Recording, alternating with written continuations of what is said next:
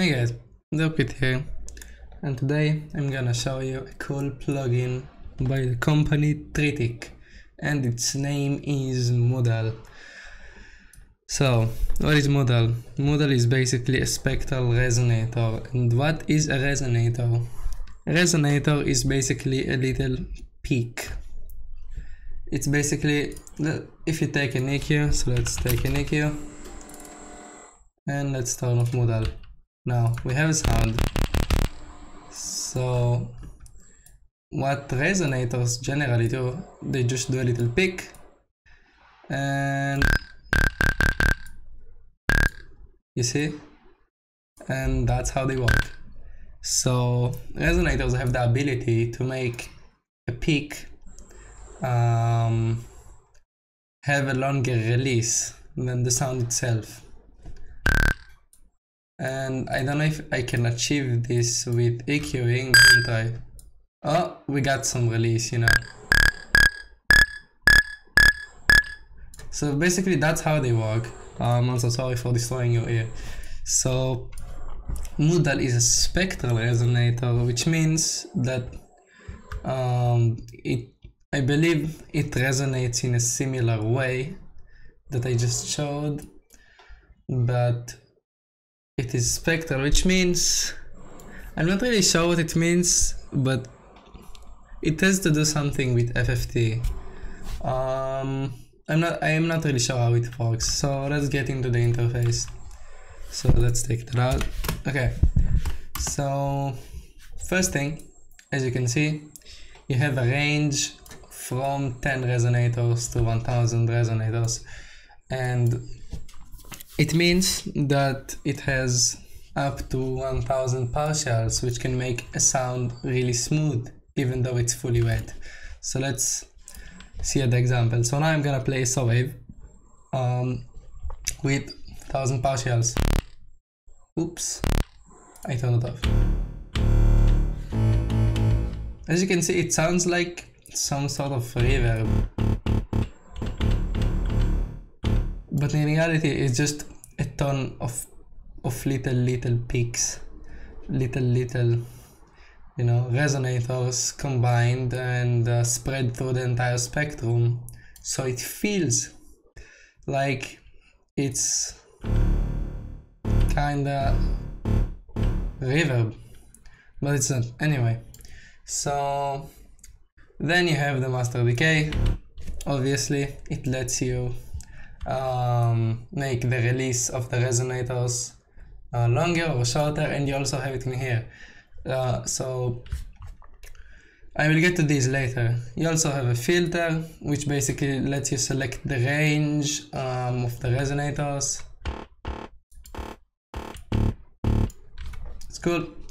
And you have dry, wet, and width. Oh yes, it's wide. So now let's get to these. So density is basically, it lets you select how many resonators you want in a specific range, you know. So now we locked up most of the resonators in that around 700 Hertz to 2500 Hertz. So yeah, it lets you select ranges and stuff, and let's say you have 10 resonators, you can basically select each of the resonators key. It's not gonna be as easy, but you can get it.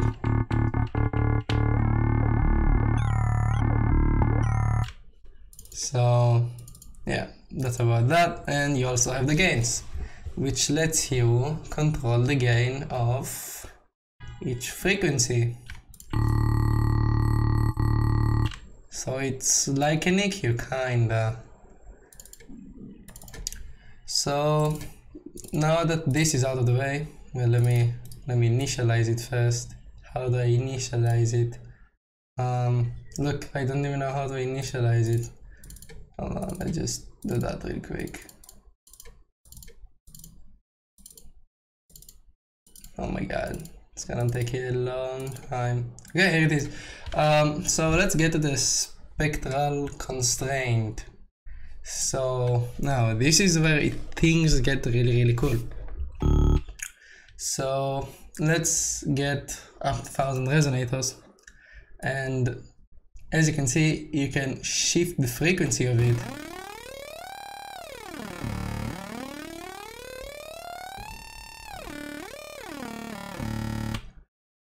But this is not the cool part. The cool part is inharmonicity. Excuse me. So inharmonicity is just like sync dissonance in Razor. Let's get reactor, and let's see where I have Razor, if I have it. There we go. So as you can see, if I choose sync dissonance, what it's gonna do is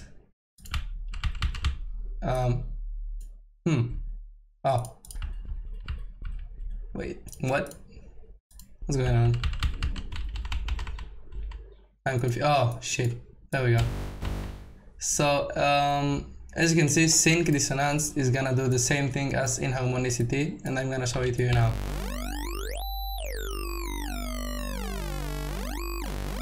So if you wanna get that really cool effect on any sound, what you do is basically you just mess with the inharmonicity.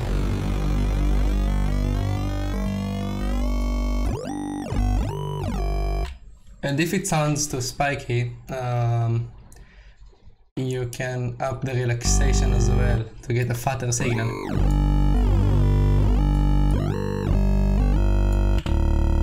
Now what inharmonicity does is basically it shifts the partials in a way. I'm not really sure how, but it shifts each of them in an interesting way. I don't know how it works, but yeah. So what relaxation does is it brings the inharmonic or the frequency shifted signal back into the original signal without spectral constraint, as you can see. So if I have that on 100%, it looks the same, and if I have that on 30%, it looks different. So relaxation seems like it's kind of a dry wet for the inharmonicity or something. Yeah, I'm not really sure about that, but yeah. So that's about the interface of Moodal. And yeah, now let's get to the uses and let's see some presets. So the uses of it, you know, you can use it as a reverb, you can use it as a resonator for some color bass or whatever. You can do a lot of cool stuff with it. Like I use it for basses. So what I do is, let's say I make like a little phaser bass, you know, so let's get a little squelchy bass. Also I will make a video about harmony soon. So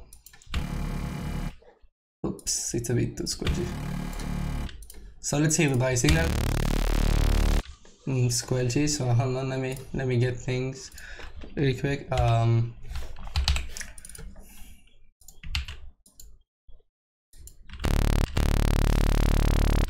Okay, so now what I'm gonna do is I'm gonna stretch it with Moodal.